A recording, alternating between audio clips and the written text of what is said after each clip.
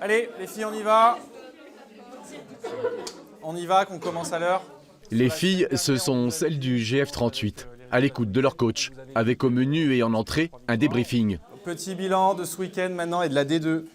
Je pense qu'on est tous un petit peu frustrés. Et direct dans la foulée, le plat de résistance avec l'entraînement du soir. Avec Jeff sur un mix travail technique et jeu réduit. Et notamment Une séance que Nicolas Bach a mise au point avec tout son staff.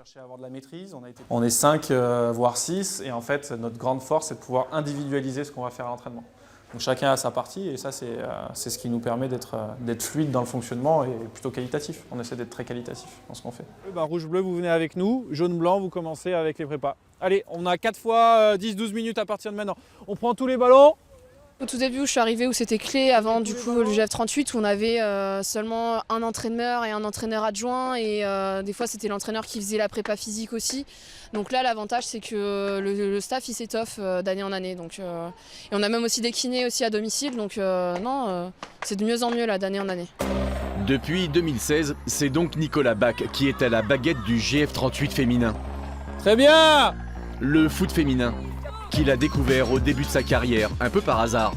Et puis, ce qui ressemblait à une opportunité est vite devenu une vraie passion. Hors-jeu, milieu de terrain, hors-jeu, milieu de terrain. Il a vite été emballé, entre autres, par la vision du sport proposée par les joueuses de football. Un groupe de filles va tout le temps chercher la cohérence dans le contenu et va tout le temps chercher à ce que la performance soit collective. Elles ne tirent pas la couverture vers elles. Les filles, elles veulent gagner ensemble. Alors que chez les mecs, il y a des égos bien plus importants, il y a des mecs qui viennent sur le terrain que pour marquer leur but. À ce niveau-là, elles écoutent. C'est-à-dire qu'à partir du moment où on donne des conseils, elles essayent d'appliquer les conseils que l'on donne. Donc ça, c'est quelque chose d'important. Puis surtout pour un entraîneur, c'est le top. Jaune. Allez, viens. Ouais. Rouge. Oui. Et là, viens. Rouge. Ouais. Là, on est sur un bloc de prévention, gainage et du cardio avec. 5 secondes.